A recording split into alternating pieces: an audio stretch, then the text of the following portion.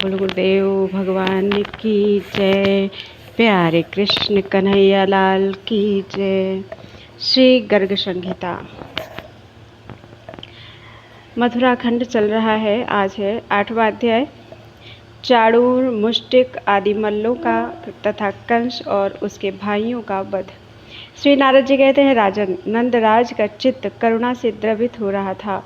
उनकी ओर ध्यान देकर तथा वनिताओं के मनोरथ को याद करके श्रीहरि ने शत्रुओं को मार डालने का संकल्प मन में लेकर बलपूर्वक युद्ध आरंभ किया।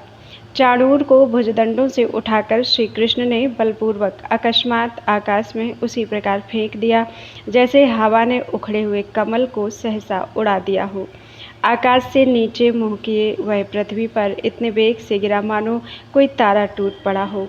फिर उठकर चाणूर ने श्री कृष्ण को जोर से एक मुक्का मारा। उसके मुक्के की मार से परात पर भगवान श्री कृष्ण विचलित नहीं हुए। उन्होंने तत्काल चाणूर को उठाकर पृथ्वी पर पटक दिया। चाणूर के दांत टूट गए। वह मदोन्मत्त मल क्रोध से तमतमा उठा। मैथिल, उसने श्री कृष्ण की छाती पर दोनों हाथों से मुक्के मारे। नरेश्वर तब दोनों हाथों से उसके दोनों हाथ पकड़कर साक्षात भगवान श्री कृष्ण ने कंस के आगे उसे घुमाना आरंभ किया और सबके देखते देखते पृथ्वी पर उसी प्रकार दे मारा जैसे किसी बालक ने कमंडल पटक दिया हो। श्री कृष्ण के इस प्रहार से चाणूर मल्ल का मस्तक फट गया। राजन, वह रक्त बमन करता हुआ तत्काल मर गया। इसी प्रकार महाबली बलदेव ने रण दुर्गम मल्ल मुष्टिक के पैर को मुट्ठी से पकड़कर आकाश में घुमाया और जैसे गरुण सर्प को पटक दे उसी प्रकार उसे पृथ्वी पर दे मारा। फिर तो मुष्टिक मुंह से खून उगलता हुआ काल के गाल में चला गया। तत्पश्चात कूट को सामने आया देख महाबली बलदेव ने एक ही मुक्के से उसी प्रकार मार गिराया जैसे देवराज इंद्र ने वज्र से किसी पर्वत को धराशायी कर दिया हो। राजन, जैसे गरुण अपनी तीखी चोंच से नाग को घायल कर देता है उसी प्रकार सामने हुए शल को नंदनंदन ने लात से मार गिराया। फिर तो सल को पकड़कर श्री कृष्ण ने उसे बीच से ही चीर डाला और जैसे हाथी किसी पेड़ की डाली को तोड़ फेंके उसी प्रकार उसे कंस के मंच के सामने फेंक दिया। ये सब मल्ल अखाड़े में गिराए जाते ही मौत के मुख में चले गए और उनकी शरीर से निकली हुई ज्योतियाँ सत्पुरुषों के देखते देखते भगवान बैकुंठ में समा गईं, श्री कृष्ण में समा गईं। इस प्रकार बलराम और श्री कृष्ण के द्वारा अनेक मल्लों के मारे जाने पर शेष मल्ल भय से व्याकुल होकर प्राण बचाने की इच्छा से भाग खड़े हुए। तदनंतर श्रीदामा आदि अपने मित्र गोपों को खींचकर माधव ने उनके साथ समस्त सज्जनों के सामने मल्ल युद्ध का खेल आरंभ किया। किरीट और कुंडलधारी बलराम तथा श्री कृष्ण को ग्वाल बालों के साथ रंगभूमि में विहार करते देख समस्त पुरवासी विस्मय से चकित हो उठे। कंस के सिवा अन्य सब लोगों के मुंह से जय हो की बोली निकलने लगी। सब ओर से साधुवाद सुनाई देने लगा और नगारे बज उठे। अपनी पराजय देख कंस अत्यंत क्रोध से भर गया और बाजे बंद करने की आज्ञा देकर फड़कते हुए अधरों से बोला। कंस ने कहा, वसुदेव के दोनों पुत्र खोटी बुद्धि और खोटे विचार वाले हैं। इन दोनों को हठात और शीघ्र मेरे नगर से निकाल दो। ब्रजवासियों का सारा धन हर लो और दुर्बुद्धि नंद को सहसा कैद कर लो। आज मेरे दुर्बुद्धि पिता शूरसेन उग्रसेन का भी मस्तक तुरंत काट लो। आज मेरे दुर्बुद्धि पिता शूरपुत्र उग्रसेन का भी मस्तक तुरंत काट लो। पृथ्वी पर जहाँ कहीं भी यहाँ भी जो वृषनिवंशी यादव मिल जाएं, उन सब को देवताओं के अंश से उत्पन्न समझकर मार डालो। नारद जी कहते हैं, जब कंस इस प्रकार बढ़ बढ़कर बातें बना रहा था उस समय यदुनंदन श्री कृष्ण सहसा क्रोध से भर गए और उछलकर उसके मंच के ऊपर चढ़ गए। अपनी मूर्तिमान मृत्यु को आया देख कंस तुरंत उठ खड़ा हो गया और उस मदमत्त नरेश ने श्री कृष्ण को डांट बताते हुए ढाल तलवार हाथ में ले ली। श्री कृष्ण ने ढाल तलवार लिए हुए कंस को सहसा दोनों हाथों से उसी प्रकार पकड़ लिया जैसे पक्षीराज गरुड़ ने अपनी चोंच के 2 भागों द्वारा किसी विषधर सर्प को दबा लिया हो। कंस के हाथ से तलवार छूटकर गिर गई। ढाल भी दूर जा पड़ी। वह बलवान वीर बल लगाकर श्री कृष्ण की भुजाओं के बंधन से उसी प्रकार निकल गया जैसे पुंडरीक नाग गरुड़ की चोंच से छूट निकला हो। वे दोनों बलवान वीर उस मंच पर वेग से एक दूसरे को रौंदते हुए उसी प्रकार सुशोभित हुए जैसे पर्वत के शिखर पर 2 सिंह परस्पर जूझते हुए शोभा पा रहे हों। कंस बलपूर्वक उछलकर 100 हाथ ऊपर आकाश में चला गया। फिर श्री कृष्ण ने भी उछलकर उसे इस प्रकार पकड़ लिया मानो एक बाज पक्षी ने दूसरे बाज पक्षी को आकाश में धर दबोचा हो। उस प्रचंड दैत्य पुंगव कंस को भुजदंडों से पकड़कर तीनों लोकों का बल धारण करने वाले भगवान श्री कृष्ण ने चारों ओर घुमाना आरंभ किया।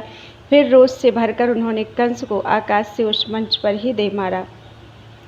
मंच के स्तंभ दंड उसी प्रकार टूट गए जैसे बिजली गिरने से वृक्ष टूट जाता है।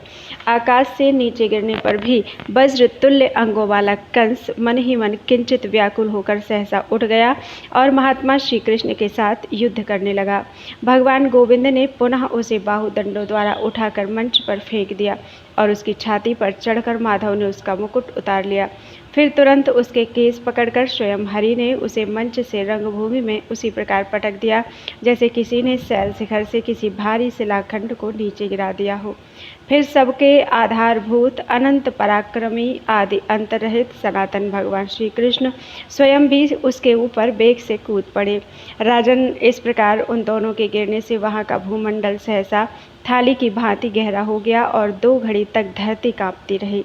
नरेश्वर, श्री कृष्ण ने उस मरे हुए भोजराज के शव को सबके देखते देखते वहाँ की भूमि पर उसी प्रकार घसीटा जैसे सिंह ने मरे हुए गजराज को खींचा हो।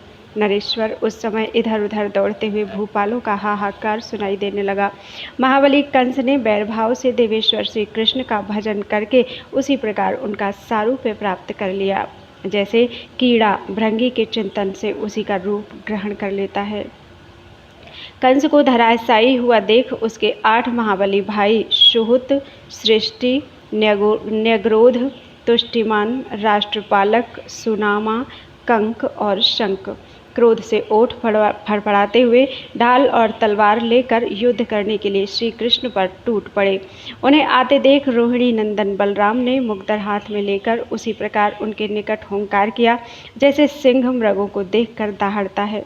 मिथिलेश्वर, उस हुंकार से ही उन पर इतना भय छा गया कि उनके हाथों से शस्त्र उसी प्रकार गिर पड़े जैसे डंडा मारने से आम के फल गिरते हैं। निशस्त्र होने पर भी उन महावीरों ने बलराम को चारों ओर से मुक्कों द्वारा मारना आरंभ किया, ठीक उसी तरह जैसे हाथी किसी पर्वत को अपनी सूंड से इधर उधर से पीटते हों। बलराम जी ने सृष्टि और सुनामा को मुकदर से मार डाला, न्यग्रोध को भुजाओं के बेग से धराशायी कर दिया और कंक को बाएं हाथ से मार गिराया। माधव ने शंकु, सुहुत और तुष्टिमान को बाएं पैर से कुचल दिया तथा राष्ट्रपाल को दाहिने पैर के आघात से काल के गाल में भेज दिया। इस प्रकार आंधी के उखाड़े हुए वृक्षों की भांति वे 8 वीर सहसा धराशायी हो गए। विदेहराज उन सब की ज्योति भगवान में लीन हो गई। देवताओं की दुंदुभियां बजने लगी। उस समय चारों ओर जय जयकार होने लगी। देवता लोग उसी क्षण नंदन वन के फूलों की वर्षा करने लगे। विद्याधारियां और गंधर्वांगनाएं हर्ष से विह्वल होकर नृत्य करने लगी। विद्याधर, गंधर्व और किन्नर भगवान का यश गाने लगे। ब्रह्मा आदि देवता, मुनि और सिद्ध विमानों द्वारा भगवान का दर्शन करते हुए दिव्य वाणी द्वारा बलराम और श्री कृष्ण दोनों भाइयों की स्तुति करने लगे। तदनंतर कंस की अस्थि प्राप्ति आदि रानियां हाथों से छाती पीटती हुई महल से बाहर निकली और प्राप्त हुए वैधव्य के दुख से दुखी होकर विलाप करने लगीं। स्त्रियां बोलीं, हा नाथ, हे युद्धपते, हे महाबली वीर, तुम कहाँ चले गए? तुम तो त्रिभुवन विजयी तथा साक्षात देवताओं के लिए भी दुर्जय वीर थे। तुमने निर्दय होकर अपनी बहन के नवजात बच्चों की हत्या की थी और 10 दिन से कम और अधिक उम्र वाले दूसरे बालकों का भी बलपूर्वक वध कर डाला। उसी घोर पाप के कारण तुम ऐसी दशा को प्राप्त हुए हो। नारद जी कहते हैं, राजन, इस प्रकार अश्रु से भीगे मुख वाली दीन दुखी राजपत्नियों को धीरज बंधाकर लोक भावन भगवान ने यमुना के तट पर श्रीखंड चंदन से युक्त चिताएं बनवाई और मारे गए मामाओं की पारलौकिक क्रियाएं करवाकर सबको समझाया। इस प्रकार श्री गर्ग संहिता में श्री मथुरा खंड के अंतर्गत नारद बहुलाश संवाद में कंस का वध नामक 8वां अध्याय पूरा हुआ। बोलो वृंदावन बिहारी लाल की जय। 9वां अध्याय श्री कृष्ण द्वारा वसुदेव देवकी की बंधन से मुक्ति।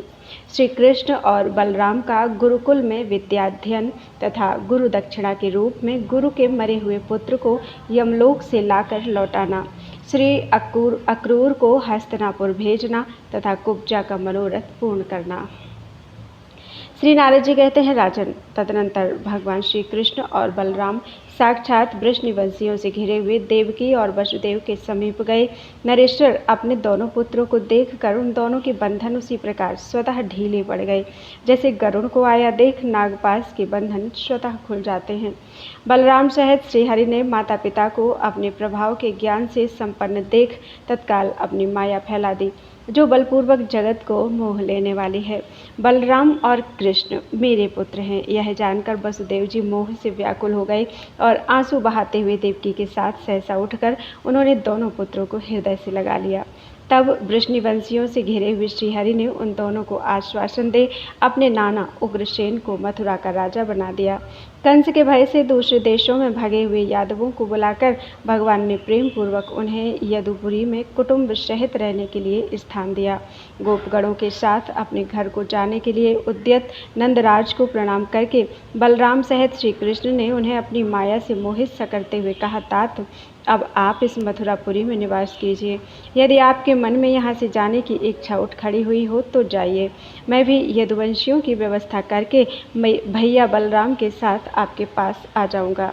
नारद जी कहते हैं, राजन, इस प्रकार बलराम और श्री कृष्ण के द्वारा पूजित एवं सम्मानित नंदराज वसुदेव जी को हृदय से लगाकर प्रेमातुर हो ब्रज को चले गए। वसुदेव जी ने श्री कृष्ण के जन्म नक्षत्र पर जो पहले 10 लाख गोदान करने का संकल्प किया था, उसे पूरा करने के लिए उतनी गऊओं को वस्त्र और मालाओं से अलंकृत करके ब्राह्मणों को दे दिया। फिर धर्मज्ञ वसुदेव ने गर्गाचार्य जी को बुलाकर श्री कृष्ण और बलभद्र का विधिवत यज्ञोपवीत संस्कार करवाया। तदनंतर समस्त विद्याओं का अध्ययन करने के लिए उद्यत हो परमेश्वर बलराम और श्री कृष्ण साधारण जनों की भांति गुरु शांदीपनि के पास आए। गुरु की उत्तम सेवा करके दोनों माधवों ने थोड़े ही समय में सारी विद्याएं पढ़ ली और वे दोनों समस्त विद्वानों के शिरोमणि हो गए। तत्पश्चात वे दोनों भाई हाथ जोड़कर गुरु जी को दक्षिणा देने के लिए उद्यत हुए। उस समय उन ब्राह्मण गुरु ने उन दोनों से दक्षिणा में अपने मरे हुए पुत्र को मांगा। तब वे दोनों भाई सुनहरे साज सामानों से युक्त रथ पर आरूढ़ हो मन इंद्रियों को वश में रखते हुए प्रभास तीर्थ में समुद्र के निकट गए। दोनों ही भयानक पराक्रमी थे। उन्हें आयाजान समुद्र तत्काल कांप उठा और रत्नों की उत्तम भेंट ले आकर दोनों हाथ जोड़ उनके चरण प्रांत में पड़ गया। उससे भगवान ने कहा, तुम मेरे गुरुदेव के पुत्र को शीघ्र ही लौटा दो। तुमने अपनी प्रचंड लहरों के घटाटोप से उस ब्राह्मण बालक का अपहरण कर लिया था। समुद्र बोला, भगवान देवेश्वर, मैंने उस ब्राह्मण बालक का अपहरण नहीं किया है। उसका हरण तो शंख रूपधारी असुर पंचजन ने किया है। वह बलिष्ठ दैत्यराज सदा मेरे उदर में निवास करता है। वह देवताओं के लिए भी भयकारक है, अतः आपको उसे जीत लेना चाहिए। नारद जी कहते हैं, समुद्र के यूं कहने पर भगवान श्री कृष्ण ने अपनी कमर में दृढ़तापूर्वक वस्त्र बांध लिया और वे भयंकर शब्द करने वाले उस समुद्र में बड़े वेग से कूद पड़े। विदेहराज त्रिलोकी का भार धारण करने वाले श्री कृष्ण के कूदने से वह समुद्र इस प्रकार अत्यंत कांपने लगा मानो वज्रकूट गिरी के द्वारा उसे मथ डाला गया हो। तब वीर पंचजन दैत्य युद्ध करने के लिए सहसा श्री कृष्ण के सामने आया। उसने माधव पर अपना सूल चला दिया, किंतु उस सूल को हाथ में लेकर श्री कृष्ण ने उसी के द्वारा उस पर आघात किया। उस आघात से मूर्छित हो वह समुद्र में गिर पड़ा। फिर सहसा उठकर कुछ व्याकुल चित्त हुए पंचजन ने देवेश्वर श्रीहरि को इस प्रकार अपने मस्तक से मारा मानो किसी सर्प ने पक्षीराज गरुड़ पर अपने फन से प्रहार किया हो। तब साक्षात परिपूर्णतम भगवान श्रीहरि ने कुपित होकर बड़े वेग से उसके मस्तक पर मुक्का मारा।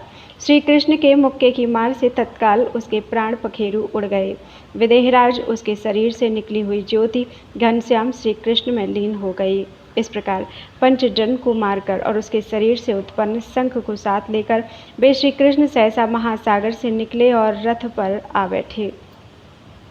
तदनंतर मनोहर बलराम और श्री कृष्ण वायु के समान वेगशाली रथ के द्वारा यमराज की विशालपुरी संयमनी में गए।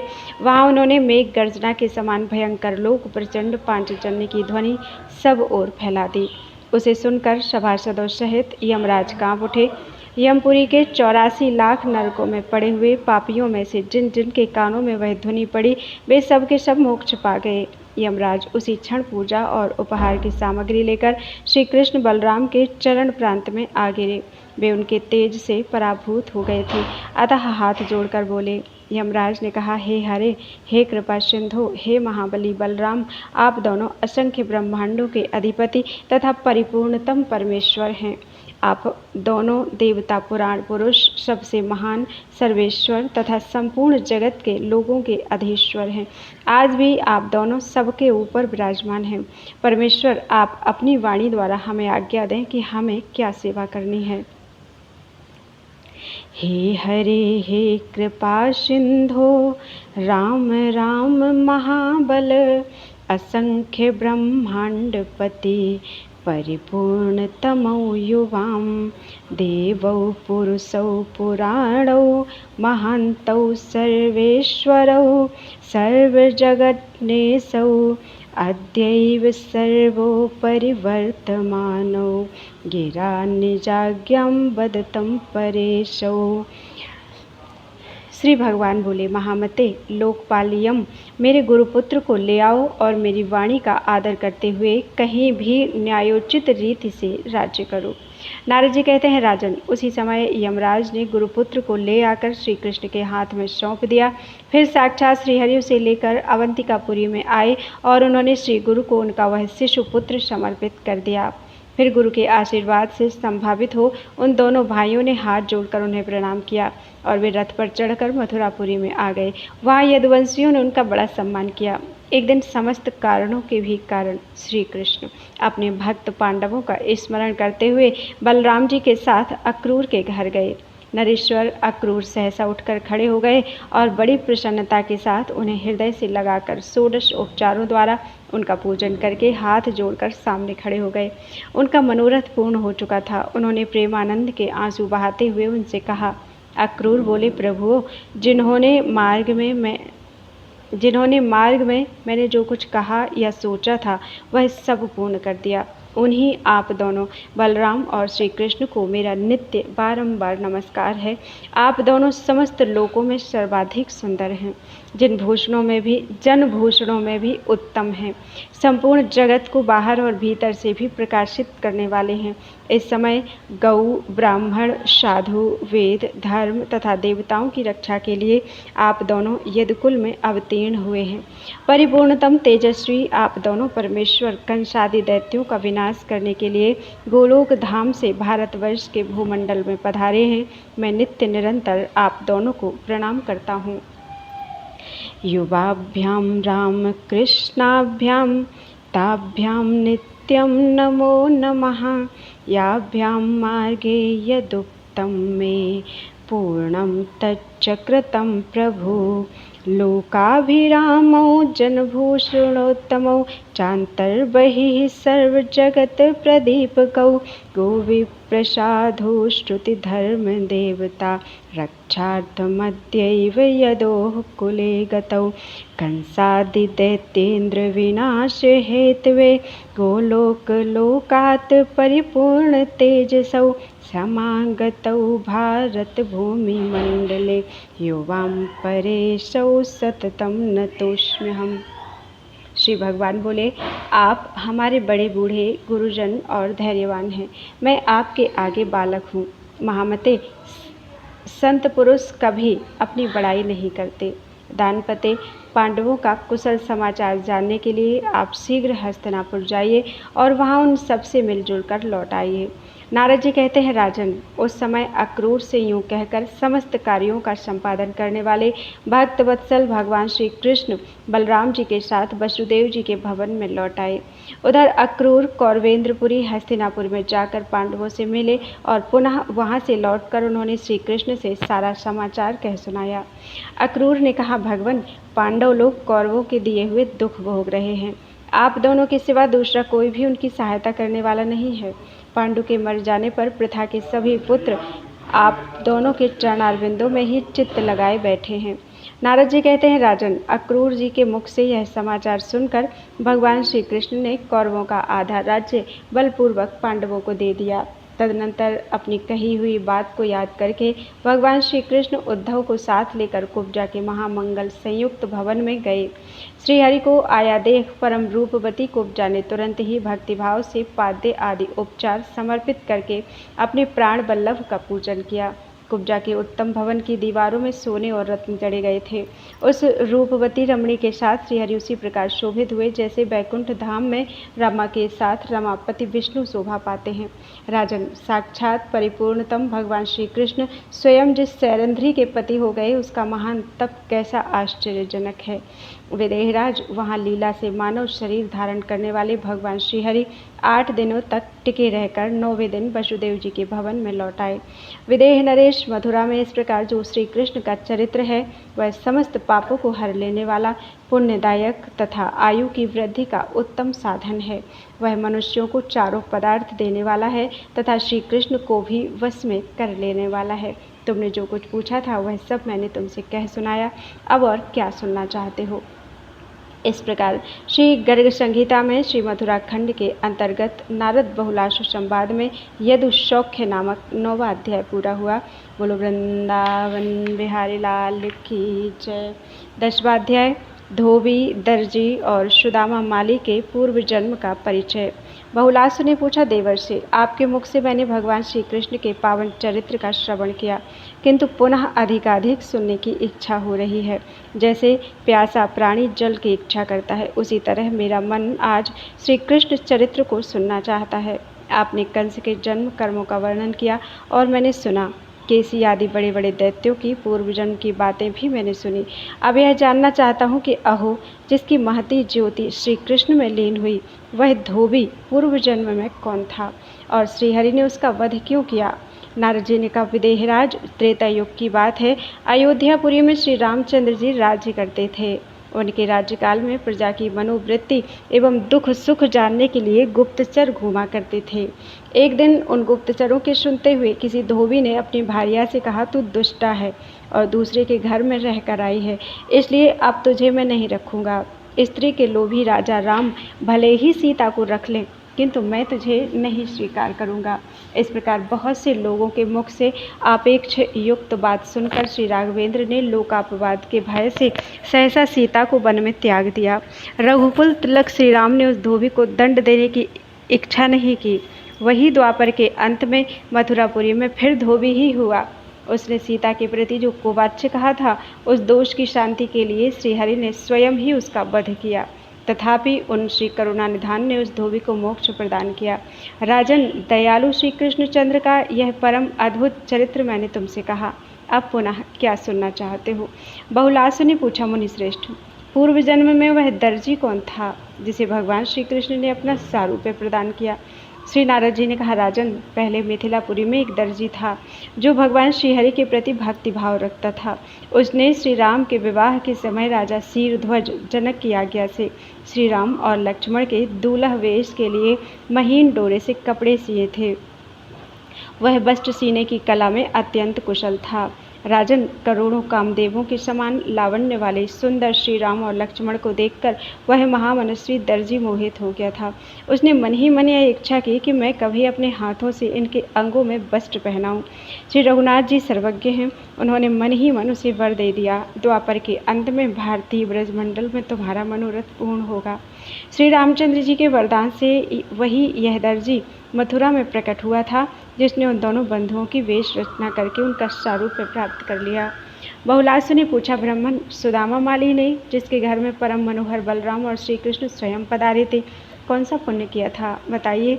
नारद जी ने कहा, राजन, राज कुबेर का एक परम रमणीय सुंदर वन है जो चैत्ररथ वन के नाम से प्रसिद्ध है। उसमें फूल लगाने वाला एक माली था जो हेम माली के नाम से पुकारा जाता था। वह भगवान विष्णु के भजन में तत्पर, शांत, दानशील तथा महान सत्संगी था।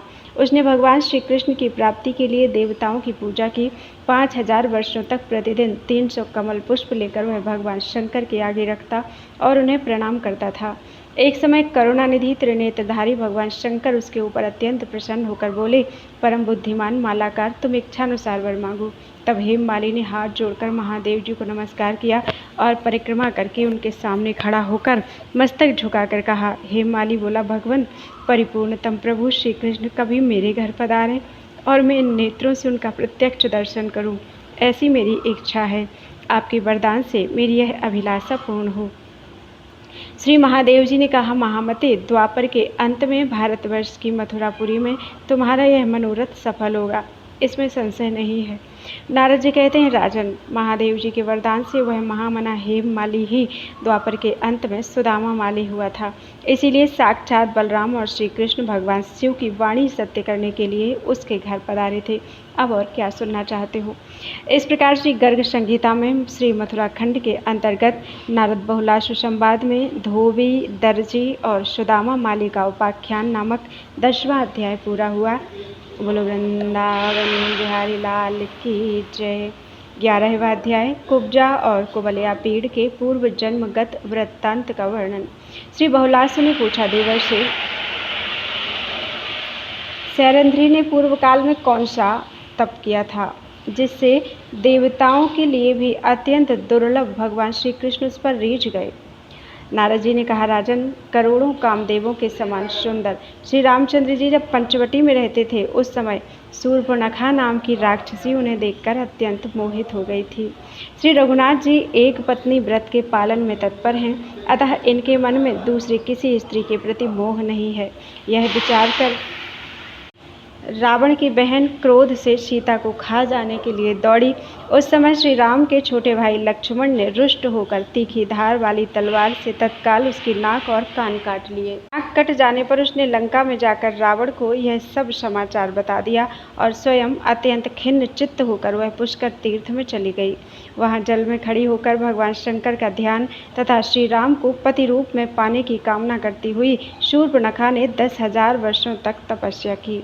इससे प्रसन्न होकर देवाधिदेव भगवान उमापति पुष्कर तीर्थ में आकर बोले, तुम वर मांगो।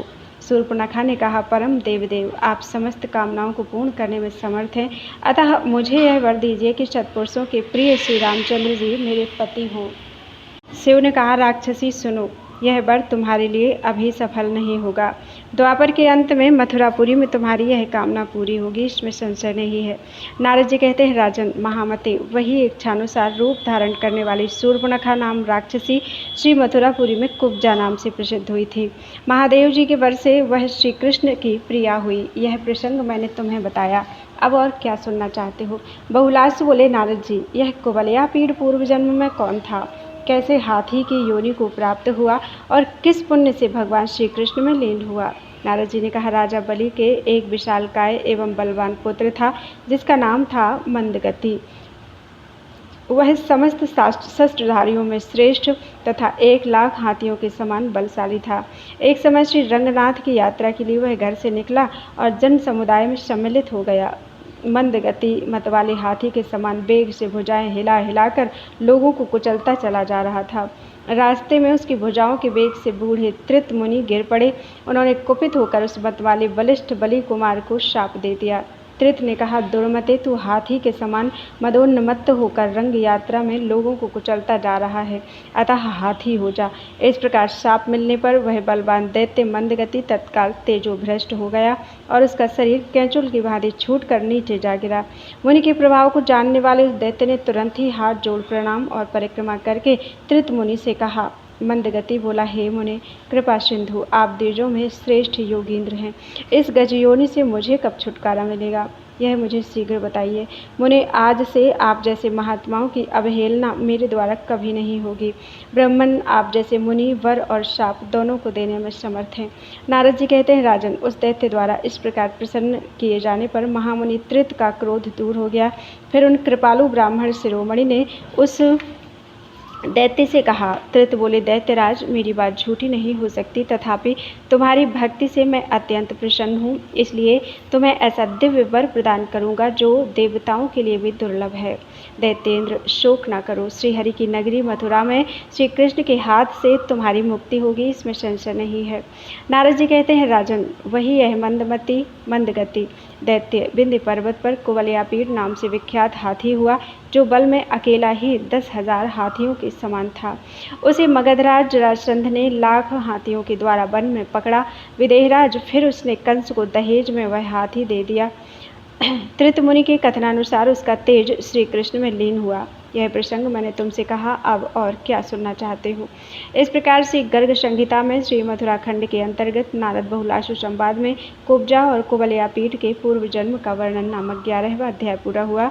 बोलो वृंदावन बिहारी लाल की जय। 12वां अध्याय चाणूर आदि मल्ल, कंस के छोटे भाइयों तथा पंचजन दैत्य के पूर्व जन्मगत वृत्तांत का वर्णन। बहुलास्य बोले, चाणूर आदि जो मल्ल थे वे पूर्व जन्म में कौन थे जो यहाँ मथुरापुरी में आए थे। अहो, उनका कैसा सौभाग्य है कि साक्षात श्री कृष्ण चंद्र के साथ उन्हें युद्ध का अवसर मिला। नारद जी ने कहा, राजन, पूर्व काल में अमरावतीपुरी में उतथ्य नाम से प्रसिद्ध महामुनि निवास करते थे। उनके 5 पुत्र हुए जो कामदेव के समान कांतिमान थे। उन लोगों ने विद्या, स्वाध्याय और जप छोड़कर मद से उन्मत्त होकर राजा बलि के यहाँ जाकर प्रतिदिन मल्लयुद्ध की शिक्षा लेने आरंभ की। अपने पुत्रों को ब्राह्मणोचित कर्म से सर्वथा भ्रष्ट, वेदाध्ययन से रहित तथा मदमत्त हुआ देख मुनिश्रेष्ठ उतथ्य ने रोषपूर्वक उनसे कहा। उतथ्य बोले, शम, दम, तप, शौच, क्षमा, सरलता, ज्ञान, विज्ञान तथा आस्तिकता ये ब्राह्मण के स्वाभाविक कर्म हैं। शौर्य, तेज, धैर्य, दक्षता, युद्धभूमि में पीठ न दिखाना, दान तथा ऐश्वर्य ये क्षत्रिय के स्वाभाविक कर्म हैं। कृषि, गोरक्षा और वाणिज्य ये वैश्य के स्वभावज कर्म हैं तथा सेवात्मक कर्म शूद्र के लिए भी स्वाभाविक हैं। दुर्जनों, तुम लोग ब्राह्मण के पुत्र होकर भी ब्राह्मणोचित कर्म से दूर रहकर क्षत्रियोचित मल्ल युद्ध का कार्य कैसे करते हो। अतः तुम लोग भारत भूमि पर मल्ल हो जाओ और असुरों के संग से शीघ्र ही दुर्जन बन जाओ। नारद जी कहते हैं, राजन, वे उतथ्य के पुत्र ही पृथ्वी पर मल्लों के रूप में उत्पन्न हुए। नरेश्वर, उन्होंने श्री कृष्ण के शरीर का स्पर्श करने मात्र से परम मोक्ष प्राप्त कर लिया। इस प्रकार मैंने चाणूर, मुष्टिक, कूट, सल और तोशल इन मल्लों के पूर्व चरित्र का वर्णन किया। अब और क्या सुनना चाहते हो। बहुलासु ने पूछा, मुने, कंस के छोटे भाई जो कंक, न्यग्रोध आदि 8 योद्धा थे, वे सब पूर्व जन्म में कौन थे जो कि परम मोक्ष को प्राप्त हुए, यह बताइए। नारद जी ने कहा, राजन, पूर्व काल की बात है। कुबेर की राजधानी अलका में देवयक्ष नाम से प्रसिद्ध एक ही यक्ष रहता था। वह ज्ञानी, ज्ञानपरायण, शिव भक्ति से सम्मानित तथा महातेजस्वी था। उसके 8 पुत्र हुए जिनके नाम इस प्रकार हैं, देवकूट, महागिरी, गंड, दंड, प्रचंड, खंड, अखंड और प्रथु। एक दिन शिव पूजा के निमित्त अरुणोदय की वेला में 1 सहस्र पुंडरीक पुष्प लेने के लिए देवयक्ष की आज्ञा पाकर वे सब गए। उन्होंने भ्रमरों के गुंजारव से युक्त सहस्र कमल पुष्प मानसरोवर से लाकर उनकी गंध को लोभ से सूंघकर पिता को अर्पित किए फूलों को उच्छिष्ट करने के दोष से शिव पूजा से तिरस्कृत हुए। वे मूढ़ यक्ष 3 जन्मों के लिए असुर योनि को प्राप्त हुए। मिथिलेश्वर, विदेहराज बलदेव जी के कल्याणकारी हाथों से मारे जाकर वे दोष से मुक्त हो गए और परम मोक्ष को प्राप्त हुए। नरेश्वर, कंस के छोटे भाइयों के पूर्व जन्म का यह वृत्तांत मैंने कहा। तुम और क्या सुनना चाहते हो। बहुलासु ने पूछा, ब्राह्मण, यह शंख रूपधारी दैत्य पंचजन पूर्व जन्म में कौन था जिसकी अस्थियों का शंख भगवान श्री कृष्ण के कर कमल में सुशोभित हुआ। नारद जी कहते हैं, विदेहराज, पूर्व काल से ही ये चक्र आदि त्रिलोकीनाथ श्री हरि के उपांग रहे हैं। वे सब के सब उनके तेज से संग्रहित हुए थे। राजन, उनमें से 5 जन्य शंख को बड़ी ऊंची पदवी प्राप्त हुई। वह श्री कृष्ण के मुँह से लगकर उनके अधरामृत का पान किया करता था। एक दिन शंखराज ने मन ही मन मान का अनुभव किया और इस प्रकार कहा, मेरी कांति राजहंस के समान श्वेत है। मुझे साक्षात श्रीहरि ने अपने हाथों से ग्रहित किया है। मैं दक्षिणावर्त शंख हूँ और युद्ध में विजय प्राप्त होने पर श्री कृष्ण मुझे बजाया करते हैं। भगवान श्री कृष्ण का जो अधरामृत क्षीर सागर कन्या लक्ष्मी के लिए भी दुर्लभ है, उसे मैं दिन रात पीता रहता हूँ, अतः मैं सबसे श्रेष्ठ हूँ। विदेहराज, इस प्रकार मान प्रकट करते हुए पांचजन्य शंख को लक्ष्मी ने क्रोधपूर्वक शाप दे दिया। दुर्मते, तू दैत्य हो जा। वही शंखराज समुद्र में यह पंचजन नामक दैत्य हुआ, जो वैरभाव से भजन के कारण पुनः देवेश्वर श्री हरि को प्राप्त हुआ। उसकी ज्योति देवेश्वर श्री कृष्ण में लीन हो गई और अब वह उन्हीं के हाथों में शोभा पाता है। उस शंखराज का सौभाग्य अद्भुत है। अब तुम और क्या सुनना चाहते हो? इस प्रकार श्री गर्ग संहिता में श्री मथुरा खंड के अंतर्गत श्री नारद बहुलाश्व संवाद में चाणूर आदि मल्लों, कंस के भाइयों तथा पंचजन दैत्य के पूर्व जन्म का उपाख्यान नामक 12वां अध्याय पूरा हुआ। बोलो वृंदावन बिहारी लाल की जय। त्वदीयं वस्तु गोविंदम तुभ्यमेव समर्पयेत्।